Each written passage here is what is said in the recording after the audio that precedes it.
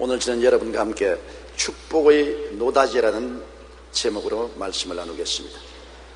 2조 말에 서구 열강이 한국과 수교를 맺고 한국 땅을 찾아오게 되었습니다. 많은 광산 탐사가들이 한국을 찾아왔습니다. 미국과 구라파에서 광산을 전문으로 탐사하는 분들이 와서 한국의 금, 은, 동, 철광을 탐사했습니다. 그런데 어느 곳에 가든지 금이 나올 곳과 은이 나올 곳에는 말뚝을 박아 놓았습니다. 그 말뚝을 박아 놓고 뭐라고 썼냐면 영어로 No touch, 손대지 말라는 것입니다. 그런데 그때 한국 사람들이 영어를 잘 모르기 때문에 No touch라는 말만 패에 써서 세워놓은 곳에는 금이나 은이 넘쳐나온다고 생각을 했어요. 그래서 금이나 은이 얼마든지 나올 수 있는 곳은 노다지다. 그 말이 유행이 돼서 오늘날 무엇이든지 아예 풍성하게 나오는 곳은 야, 이거 노다지다. 이 장사는 노다지다. 이 사업은 노다지다. 이 일은 노다지다. 이렇게 말을 하게 된 것입니다. 여러분, 우리 예수 믿는 사람들은 정말로 큰 노다지를 가지고 있습니다. 그게 성경이 바로 그 노다지인 것입니다. 성경은 우리 인생을 성공하고 축복하고 능력 있게 살게 하는 천국의 보화인 것입니다. 그 노다지 중에 하나가 심고 거두는 법칙인 것입니다. 우리가 성경에 있는 이 놀라운 심고 거두는 법칙을 잘 이해하면은 우리의 삶에 부족함이 없는 성공적인 인생을 살아갈 수가 있습니다. 성공학자 지글러가 세계의 지혜라는 책에 보면 이런 얘기가 나옵니다. 하루는 왕이 지혜 있는 학자들을 불러서 세계의 지혜를 정리해오라 그렇게 명령을 했습니다. 이 현인들이 세계의 지혜를 다 모아서 12권의 책으로 왕에게 가져오니까 왕이 고개를 설레면서 이 12권의 책을 내가 어떻게 다 읽어? 이거를 줄여서 한 권의 책으로 만들어 오느라. 그래서 이 현인들이 또 머리를 맞대어 열심히 줄여서 12권의 책을 한 권의 책으로 만들었습니다. 왕이 가져오니까 아이고, 이렇게 두꺼운 책을 누가 읽어? 이렇게 두꺼운 책을 못 읽겠으니까 한 페이지로 줄여서 오느라. 그 학자들이 입을 딱 벌렸습니다. 이 12권의 현인들의 역사책을 어떻게 한 페이지로 줄였냐. 그러나 열심히 노력해서 한 페이지로 줄였는데 아니, 한 페이지 너무 많다. 눈이 아파서 한 페이지를 어떻게 다 읽느냐. 몇 글자로 줄여오느라. 그래 학자들이 열심으로 머리를 맞대서 연구를 해서 몇 글자로 줄여오는데 그게 뭔지 압니까? 이 세상에 성공한 사람들의 기록을 12권의 책에서 몇 글자로 줄였는데 그 글자가 뭐냐면 공짜는 없다. 그 글이었습니다. 정말 세상에 공짜는 없습니다. 자연의 법칙도 심은 대로 거두는 것입니다. 우리가 예수 믿고 공짜로 구원한다 하지만 실제는 공짜가 아닙니다. 우리의 아버지 하나님이 엄청난 대가를 지불하셔서 우리에게 값으로 계산할 수 없기 때문에 공짜로 주신 것이지 진짜 공짜는 없는 것입니다. 우리가 인생을 살아갈 때 우리가 얻는 모든 것은 심은 것입니다. 그것이 우리 조상 때 심었든지 내가 심었든지 심지 않고 거두는 법이라는 있을 수가 없는 것입니다. 창세기 8장 22절에 노아 홍수 이후에 하나님께서 말씀하기를 땅에 있을 동안에는 심음과 거둠과 추위와 더위와 여름과 겨울과 낮과 밤이 쉬지 아니하라고 말한 것입니다. 땅에 있을 동안에는 심고 거두는 법칙은 영원히 계속할 것이라고 하나님께서 말씀하신 것입니다.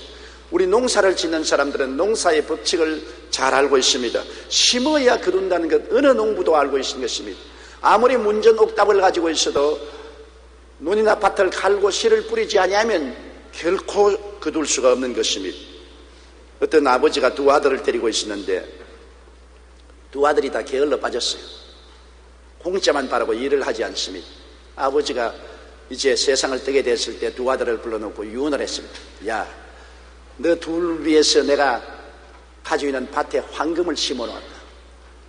황금을 감추어 놨는데 이 밭을 다 뒤지면 황금을 찾을지 모르겠다. 황금을 찾거든 난 그걸 가지고 너희 형제끼리 오순도순 잘 살아라. 그리고 세상을 떴습니다. 이 두 아들이 아버지 장례식을 치르고 난 다음 뛸 듯이 기뻐해서 밭을 찾아가니 엄청나게 큰 밭입니다. 그 큰 밭에 어디에 숨어있는지 알 수가 있어야죠. 그날부터 둘이가 이마에 띠를 질끈 메고 일꾼들을 동원해서 그 밭을 뒤집니다. 처음부터 끝까지 다 밭을 뒤져서 돌 다 잡아내고 풀 다 뽑아내고 전부 다 뒤져보니까 금은 안 나왔어요.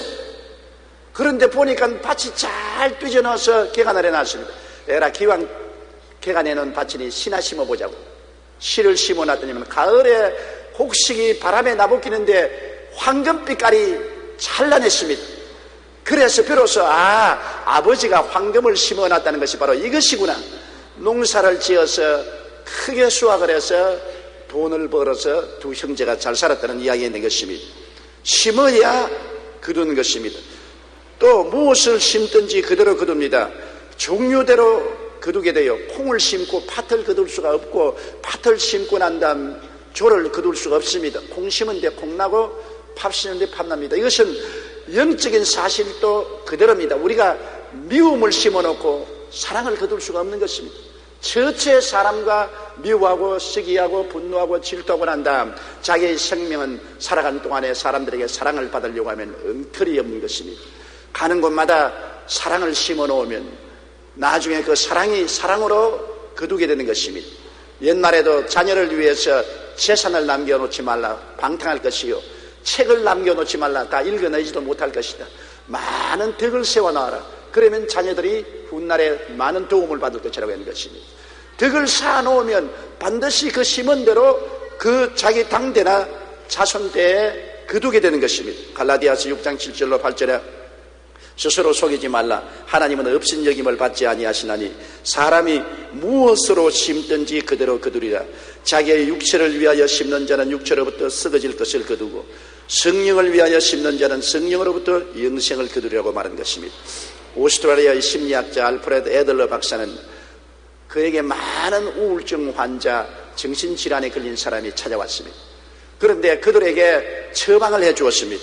2주간만 당신이 매일매일 어떻게 하면 남을 기쁘게 해줄 수 있을까를 궁리해서 그걸 실천하십시오. 이것이 나의 처방입니다. 박사의 명성에 기대를 하고 왔던 환자들은 대부분 이 싱거운 처방에 실망하고 돌아갔었습니다. 그러나 애들러 박사를 믿고 그의 처방대로 다른 사람들은 당장 특효가 나타났습니다.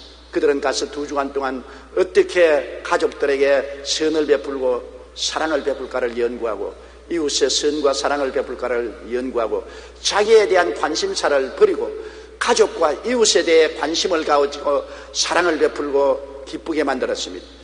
그 결과 사랑과 기쁨을 심자 치료와 행복을 거두었던 것입니다. 놀랍게도 당장 특효가 나타나서 우울병 환자, 정신적인 질환자들이 많이 고침을 받았다는 기록이 있는 것입니다. 심고 거두는 법칙은 영적으로도 같습니다. 미움을 심고 사랑을 거둘 수가 없습니다. 무엇이든지 심은 대로 거두게 되는 것입니다. 적게 심으면 적게 거두고 많이 심으면 많이 거둡니다. 오늘날 우리 한국은 농산물 때문에 어부들이 마음의 고초를 많이 겪고 있습니다. 시장이 개방됨으로 말미암아 세계적인 농산물들이 헐값으로 한국에 홍수처럼 몰려오니까 한국에서 농사 지어봤자 경쟁이 되지 않습니다. 그러므로 농수산물은 도저히 경쟁이 안 되므로 황폐화되게 되는 것입니다. 저는 그 사실을 너무나 옛날부터 잘 알았습니다. 세계 여러 나라에 여행을 다니기 때문에 캐나다에 가보면 그 넓은 국토가 말로 다 할 수 없어요. 거기에 밀을 심는데 비행기로 씨를 뿌리고 비행기로 약을 뿌립니다. 미국 캘리포니아 가면 논이 얼마나 큰지 벽씨를 심었는데 비행기로 겹씨를 심어요. 그렇게 끝없는 논을 가지고 농사를 짓는 그 나라와 우리 손바닥만한 땅에다가 농사를 짓는 우리 한국 농부가 경쟁이 됩니까? 오스트레일리아에 가서 보면 입이 딱 벌어집니다. 비행기로 날아가도 땅 끝이 보이지 않아요. 농부들이 이곳에 있는 농부하고 저곳에 있는 농부가 저녁 식사를 같이 하려면 약속을 해놓고 한다면 비행기를 타고 가서 저녁에 만나서 가족들이 모여서 식사를 하고 비행기를 타고 돌아오는 것입니다. 이럴 정도의 넓은 땅에 대량으로 심어서 거두니까 수확도 많고 돈도 많이 안 들어가므로 경쟁이 되지 않습니다. 그러므로 우리 농산물의 경쟁력은 상상할 수 없어요. 제가 작년에 청도에 갔을 때라도 농사를 짓는 농토에 나가봤습니다. 끝이 없어요. 서서 보니 끝이 없고 끝이 없는 곳에, 그곳에 농산물이 심어져 있는데 입이 딱 부러집니다. 아무리 해도 우리 한국의 농산물은 경쟁력이 없다는 것을 알게 된 것입니다. 그러므로 우리 한국의 농사는 특수 작물을 재배해 가지고서 고가의 농산물을 생산하지 않고는 일반적인 농작물로서는 세계 시장에 경쟁이 없다는 것을 저는 뼈저리게 느꼈습니다. 농산물, 축산물, 수산물도 한 가지인 것입니다. 이제는 특수 작물을 재배하거나 그렇지 않으면 공업에 주력하지 않고는 한국이 장차 살아갈 수 있는 길이 없는 것입니다. 적게 심으면 적게 거두고 많이 심으면 많이 거둔다는 것은 이 세상의 영적인 물적인 법칙인데, 우리 한국적인 현실에서 좁은 땅에 많이 심을 수가 없습니다. 그러므로 많이 거두지 못하지. 적게 심으니까 적게 거두죠. 적게 심고 적게 거두는 자가 많이 심고 많이 거두는 자하고 경쟁이 됩니까? 가격면에 경쟁이 안 되므로 도저히 살아남을 수가 없는 것입니다. 이러므로 우리는 영적인 생활에서도 적게 심으면 적게 거두고 많이 심으면 많이 심는다는 것을 알아야 되는 것입니다. 어찌하든지 하나님의 나라를 위해서 나는 적게 심으려고 애를 쓰는 사람은 종국적으로 적게 거두게 되는 것입니다. 나는 어떻게든지 이웃에 적게 도와주고 살아야 되겠다. 그러면 적게 거두는 것입니다. 인생은 심고 거두는 법칙을 피해서 살 수가 없습니다. 많이 심으면 많이 거두게 되어 있는 것입니다. 또 아무리 심어도 하나님의 도우심이 있어야 거둘 수 있는 것입니다. 이번 우리 홍수를 보십시오. 1년 농사 아무리 작심하고 열심히 잘 심어놔도 홍수가 나서 확 썰어가 버리면 아무것도 남은 것이 없습니다. 천재 지변이 다가오면 인간의 힘으로 어찌할 수가 없는 것입니다. 우리 한국에도 수해를 많이 겪었지만 북한도 엄청난 수해를 겪었다고 합니다. 사람이 큰 소리 할 때도 있습니까? 하나님이 어디 있느냐? 하나님 믿지 말고 내 주먹을 믿으라고 큰 소리 해도 하나님이 비만 좀 내려주셔도 모든 것이 다 떠내려가 버리고 마는 것입니다. 인간은 하나님의 은총과 축복 하에서 잘 살 수가 있지, 하나님의 은총과 축복 없이 절대로 잘 살지 못합니다. 시편 65편 9절에 땅을 돌보사 물을 떼어 심히 윤택하게 하시며 하나님의 강에 물이 가득하게 하시고 이같이 땅을 예비하신 후에 그들에게 곡식을 주신다고 말씀하고 있는 것입니다. 하나님이 예비하지 아니하시면 인간의 힘으로는 잘 살 수 없습니다. 가뭄이 오지 말아야 하는데 가뭄이 다가오면 아무리 심어놨자 다 말라 타버리고 말지 않습니까? 오늘 지구온난화 때문에 날씨가 이렇게 더워지기 때문에 얼마 안 있으면 더 더워지면 모든 산천 초목이 다 말라버린다는 것입니다. 그래서 산천 초목이 마르면 또 비가 오면 산사태가 나고 홍수가 나고 이 세상은 살 수 없게 되는 것입니다. 인간이 자연을 짓밟고 자연을 남획하고 자연을 존경하지 아니하므로 자연의 분노가 우리의 삶 속에 쏟아지는 것입니다. 저도 70평생을 살았지만 금년에만큼 전국적으로 수해가 오는 것도 처음 보았고 올해만큼 더운 것도 처음 체험했습니다. 자연에 큰 반란이 일어나고 있는 사실을 우리는 목도하고 있는 것입니다. 아무리 농사를 잘 지어도 홍수가 오지 말아야 돼요. 홍수가 오면 기름진 들판이 완전히 모래사장이 되어버리고 마는 것입니다.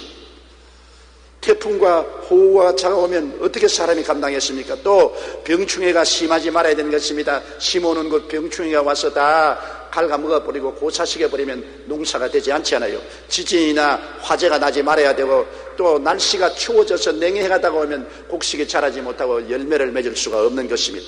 사람이 아무리 노력해도 하나님의 축복이 없이는 헛사가 된다는 것을 알아야 되는 것입니다. 이거는 비단 농사뿐 아닙니다.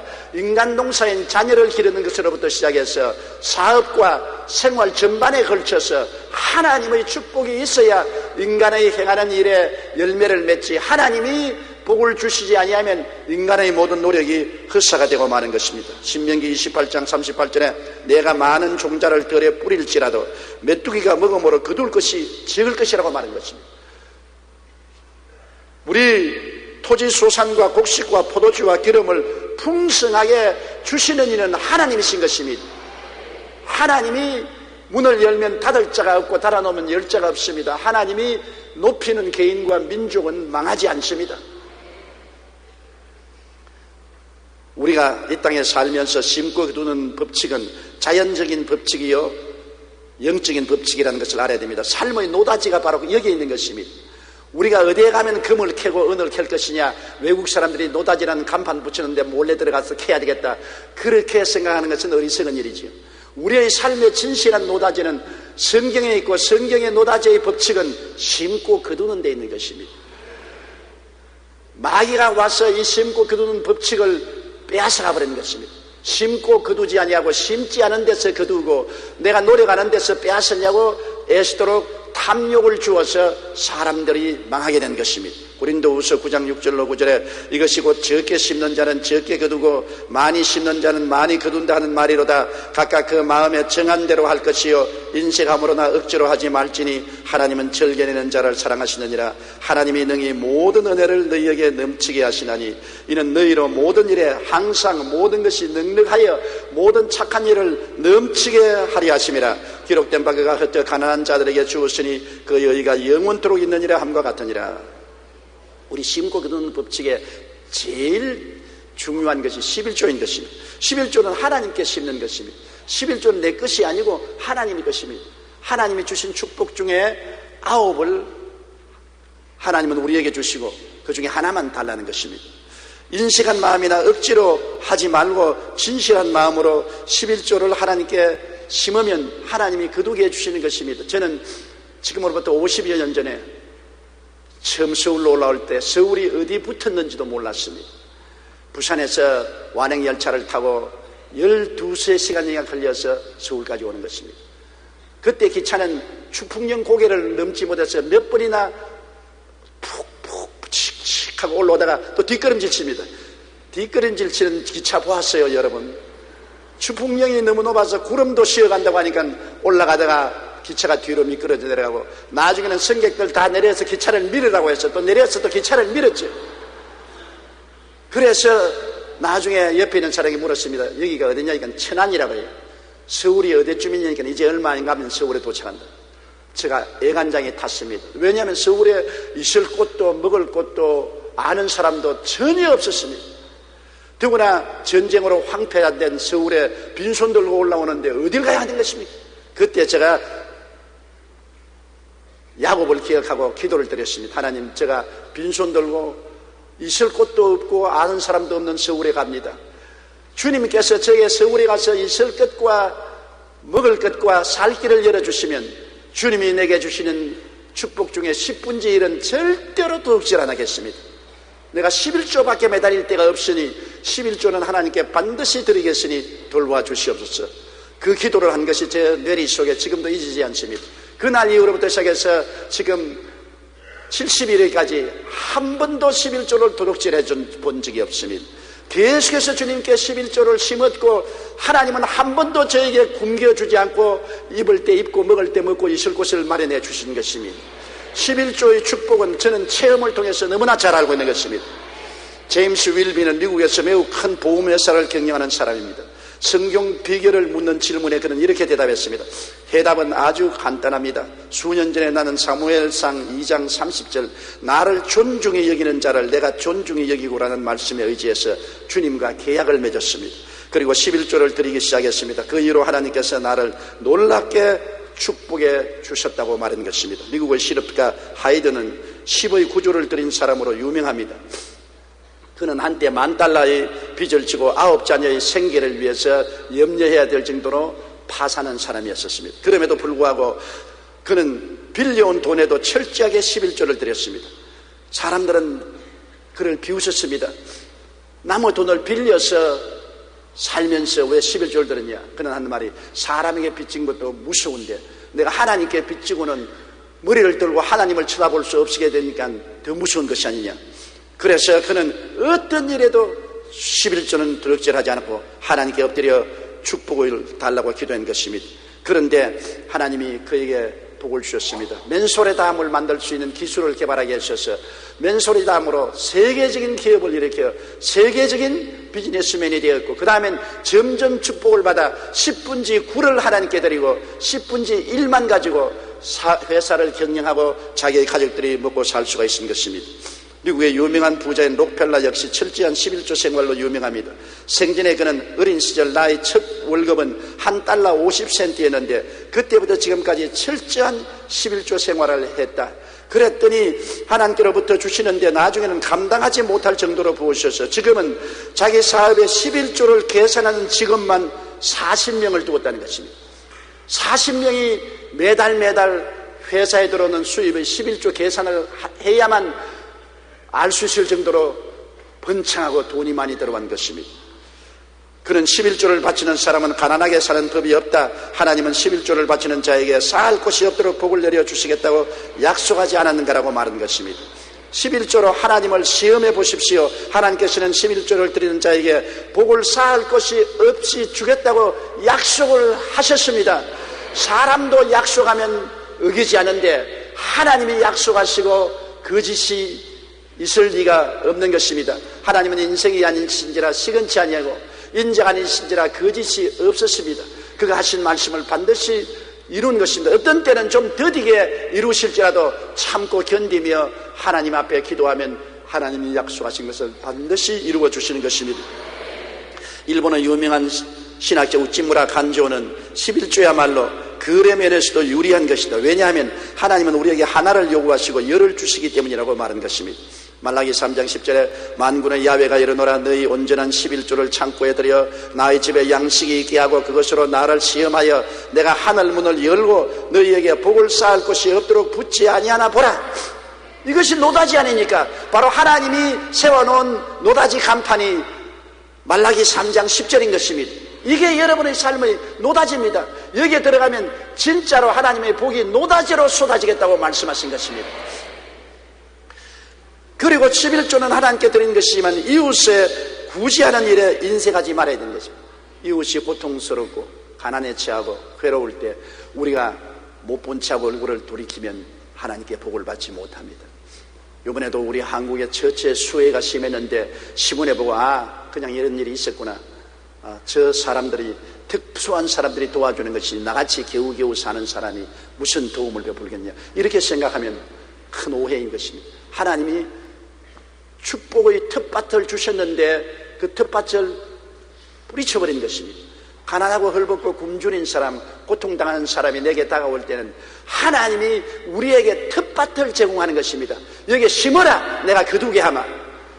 우리에게 하나님이 예배에서 주시는 텃밭을 우리가 던져버리면 우리가 특별히 거둘 것이 없게 되는 것입니다.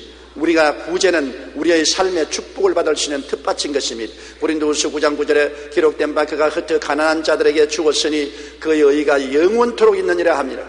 한번 보십시오. 의로움이 영원히 있을 수 있다. 하나님이 너 참 의로운 일을 했다, 잘했다, 하나님의 칭찬이 하루 이틀이 아니라 영원히 있겠다는 것이니 구제가 얼마나 하나님 앞에 기억한 바 되고 효과가 있는 것을 알 수 있잖아요. 성경에 보면은 고넬료가 이방인이요 이탈리아 군대의 백부장으로서도 많은 구제를 했습니다. 그러니까 하루 오후에 천사가 나타나서 요빠에 가서 베드로라는 사람을 청하라. 너 구제함이 하나님께 기억한 바 되었다는 것입니다. 이스라엘 백성도 아닌 이방인인 이탈리아 대의 백부장이 하나님 앞에 많이 구제하고 불쌍한 사람을 도와주었는데 하나님이 그것을 기억하시고 베드로를 불러서 구원의 메시지를 듣게 하고 성령을 받게 해주신 놀라운 역사가 있는 것입니다. 도르가가 죽었을 때 사람들이 그를 목욕시켜서 옷을 입혀 다락에 앉혀놓고 베드로를 청하니까 베드로가 와서 기도하며 도르가가 살아났지 않습니까? 그때도 과부들이 울면서 말하기를 이 도르가가 생전에 과부들을 많이 돌봐주고 우리를 위해서 만들어준 옷을 보라고 했습니다. 많은 구제를 하고 이웃을 도와주었으므로 이 도르가는 살아나야 된다고. 베드로가 하나님께 기도하니 하나님이 살려준 것입니다. 구제는 하나님이 그냥 기억하는 것이 아니라 영원히 기억하시는 것입니다. 그렇기 때문에 하나님께 11조를 드리고 이웃을 구제한 것은 나의 재산 목록에 들어와 있는 것입니다. 하늘나라 나의 구자에 반드시 기록되어 있는 것입니다. 이러한 바탕이 있어야 내가 하나님께 축복을 달라고 기도할 때 하나님께서 주저하지 아니하시고 응답하여 주시는 것입니다. 성경에는 누가복음 6장 38절에 주라 그리하면 너희에게 줄 것이니 곧 후유되어 누르고 흔들어 넘치도록 하여 너희에게 안겨주리라. 너희가 헤아리는 그 헤아림으로 너희도 헤아림을 도로 받을 것이라고 말씀한 것입니다. 허드슨 테일러 선교사가 하루는 가난한 집을 신방하게 되었습니다. 가보니 그 집에 가난아이를 앓는 젊은 여인이 몸이 아파 누워있는데 어린아이는 어머니의 빈 젖을 물고 젖이 안 나온다고 칭얼거리고 있었는데 집에 먹을 것이라는 건 아무것도 없었습니다. 그러나 허드슨 테일러는 그에게 기도해주고 하나님이 축복하시고 돌봐주실 것입니다 하고서 그 집을 나오는데 성령께서 마음에 말씀합니다. 야, 이 위선자야, 이 거짓말쟁이야, 너희 포켓에는 2실링 6펜스가 있지 않느냐? 너는 2실링 6펜스를 가지고 있으면서 이 아무것도 먹을 것이 없고 병들고 어린아이가 칭얼거리는 이 과부를 보고 평안하시오, 하나님이 도와주실 것입니다 그 말하고 오느냐? 그래서 허슨 테일러 하나님께 말씀, 하나님, 난 내일 아침 식사를 해야 되는데 내일 아침값 2실링 6펜스밖에 없습니다. 야 임마, 내일 아침에는 내일이다. 오늘 이 과부는 어린아이와 함께 굶어 죽어가고 있다. 내가 그것을 포켓에 넣고 가겠느냐? 그래서 그는 돌아섰습니다. 다시 그 과부에 가서 포켓에 있는 2실링 6펜스를 주면서 내가 미안합니다. 내가 이 돈을 가지고 있으면서 당신에게 기도만 하고 안 도와준 것을 하나님이 꾸짖어서 돌아왔습니다. 그 과부가 눈물을 흘리며 그 돈을 받고 도리어 허드슨 테일러를 위해서 축복 기도를 해 주었습니다. 그가 그 다음날 아침에 밥값이 없어서 이제 굶으려고 생각했는데 밥 먹을 때쯤 되니까 편지 한 통이 왔어요. 그래 편지를 열어보니까 그 편지 속에 17링짜리 금화가 하나 들어있었습니다. 누가 보냈다는 말도 없고 이름도 줄 수도 없이 2실링 6센트를 그 과부에게 줬는데 5배로 10실링 금화가 들어왔어요. 그래서 허드슨 테일러는 놀랐습니다. 하나님은 구제를 결코 잊지 않고 기억하고 계신다. 내가 있는 돈 다 털어주었는데 아무도 기억 못할 줄 알았는데 하나님은 기억하시고 내가 아침 먹을 돈을 이와 같이 보내주셨다고 감탄하고 그 일기에 그것을 적어놓은 것입니다. 우리가 그때 가난한 자들에게 주면 하나님께서 후에 누르고 흔들어 넘치도록 해서 안겨주는 것입니다. 그러므로 우리는 하나님의 언약을 믿어야 되는 것입니다. 사람들은 하나님의 언약을 믿지 않으려고 하는 것입니다. 우리에게 주신 축복은 모두 다 성경의 하나님의 언약인 것입니다. 구원도 언약입니다. 누구든지 저를 믿으면 멸망하지 않고 영생을 얻으라는 것은 하나님이 주신 언약인 것입니다. 언약을 믿고 우리 영생을 얻을 것을 기대하고 일생을 맡기는 것입니다. 물질적인 축복도 언약인 것입니다. 11조를 드리면 하나님이 하늘문을 열고 부어주겠고, 구제를 하면 하나님께서 기억하고 30배, 60배, 100배로 돌려주겠다. 하나님의 언약을 우리가 믿어야 되는 것입니다. 말라기 3장 10절에 만군의 야훼가 이르노라, 너희의 온전한 11조를 창고에 들여 나의 집에 양식이 있게 하고 그것으로 나를 시험하여 내가 하늘문을 열고 너희에게 복을 쌓을 것이 없도록 붙지 아니하노라. 우리 하나님께 언약을 받고서 11조를 드리고 구제를 하게 되면 하나님은 우리를 환경적인 재난에서 보호해 주는 것입니다. 환경적인 재난이 무섭잖아요. 말라기 3장 11절에 만군의 야훼가 이르노라, 내가 너희를 위하여 메뚜기를 금하여 너희 토지 소산을 없애지 못하게 하며 너희 밭의 포도나무가 열매가 기한 전에 떨어지지 않게 하리니, 그렇게 말하는 것입니다. 메뚜기가 와서 소산을 다 먹어버리면 농사가 헛농사 되지 않아요. 포도나무에 포도 열매가 다 병들어 떨어져 버리면 포도 농사가 헛되지 않아요. 재앙을 없애주겠다는 것입니다. 예를 들어 말하면 이번에 큰 풍수해가 났는데 이런 재앙을 하나님이 없애주겠다는 것입니다. 한국으로 향해서 오는 태풍을 하나님께서 한국에 오지 못하도록 돌려버릴 수도 있는 것입니다. 하나님이 못할 리가 되는 것입니까? 우리가 하나님과 11조 언약을 맺으면 하나님이 어려울 때 우리가 부르짖으면 하나님의 언약을 기억하시는 것입니다. 그리고 하나님은 그 약속을 반드시 지키시는 것입니다. 우리는 반드시 하나님께 복받기 위해서는 우리가 하나님께 부르짖어 기도할 수 있는 기초가 탄탄하게 서야 되는 것입니다. 내가 11조를 드리고 구제 인색지 아니하고 살았으면 이것이 내가 하나님께 부르짖을 수 있는 탄탄한 기초가 되는 것입니다. 하나님, 나는 11조도 억지하지 않았습니다. 나는 하나님 어려움에 처한 사람을 구제하는 데 인색지 않았습니다. 이제 내가 어려우니 주님께서 나를 도와주시옵소서.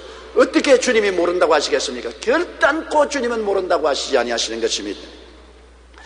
그리고 우리의 삶은 다른 사람들이 보고 감탄할 것처럼 했습니다. 타인들이 보고 저 사람 어떻게 저렇게 영혼이 잘됨같이 범사에 잘되며 강건하고 생명을 얻되 넘치게 하느냐.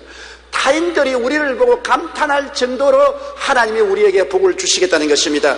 말라기 3장 12절에 너희 땅이 아름다워짐으로 모든 이방인들이 너희를 복되다 하리라. 만군의 야훼의 말이니라. 모든 사람들이 우리를 보고 야, 저 사람 정말 복받았네. 어떻게 저렇게 되었나 감탄할 것입니다. 미국의 백화점 왕으로 유명한 존 워너메이커는 어린 시절 가난 때문에 학교 다니지 못하고 벽돌 공장에서 직공으로 일했습니다. 그러나 교회만큼은 열심히 출석했습니다. 하루는 목사님이 설교를 마치고 우리 교회가 낡아서 개축을 해야 되겠으니 모두 정성껏 연보해 달라고 강구했습니다. 워너메이커는 나도 교회를 위해서 뭘 좀 하고 싶은데 아무것도 드릴 것이 없습니다. 그래서 벽돌 공장 주인에 가서 주인님, 우리 교회를 개축하는데 나는 드릴 돈이 없으니 내가 벽돌 공장에 일하니까 벽돌을 좀 주시면 교회에 헌납하겠습니다. 그리고 그 벽돌은 내가 월급에서 까겠습니다.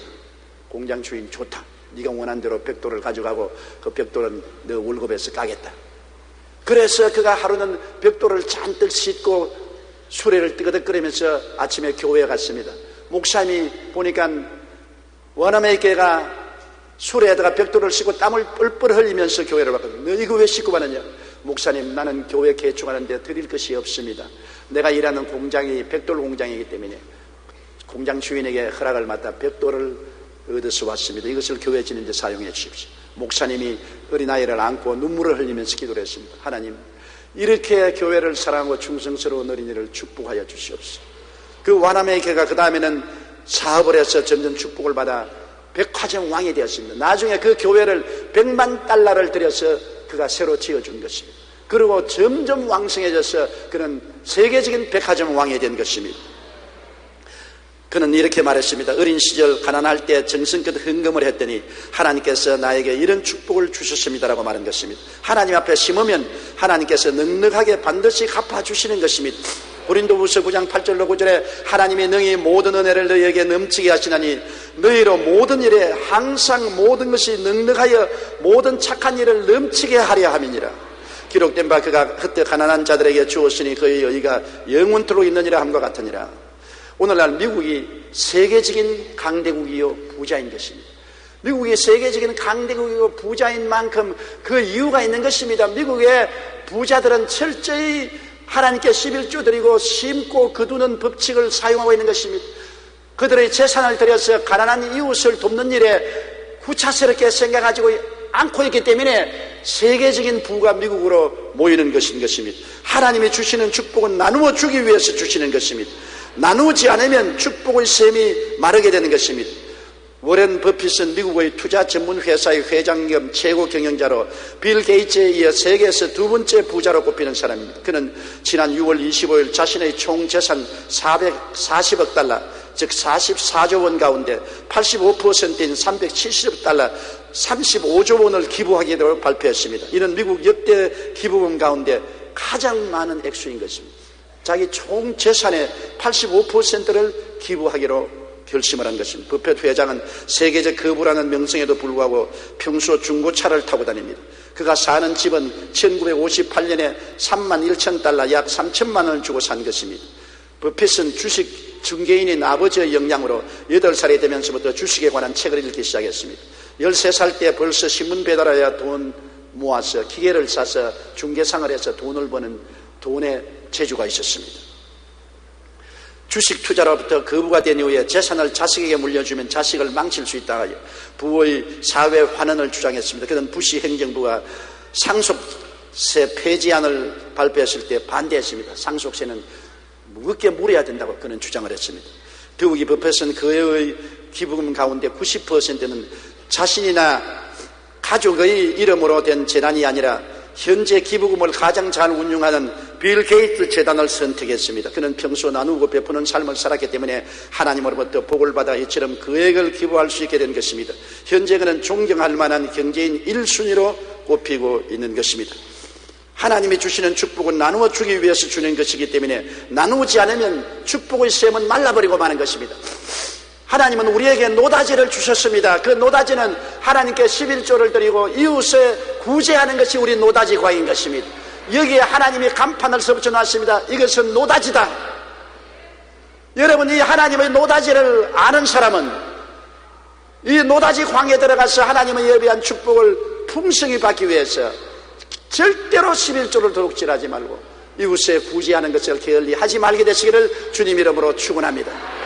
다 같이 고개 숙여 기도드리겠습니다. 사랑이 많으신 우리 아버지 하나님, 하나님께서 우리 예수 믿는 사람들에게 노다지 광을 주신 것을 감사합니다. 하나님께서 주신 이 노다지 광은 우리가 11조와 구제를 통해서 그 대문을 열고 들어갈 수가 있습니다. 우리 성도들이 한 사람도 빠짐없이 하나님이 주신 이 노다지 광을 구경만 하지 말고 들어가서 금은 보화를 캐낼 수 있도록 축복하여 주옵소서. 예수님 이름으로 기도드리옵나이다. 아멘.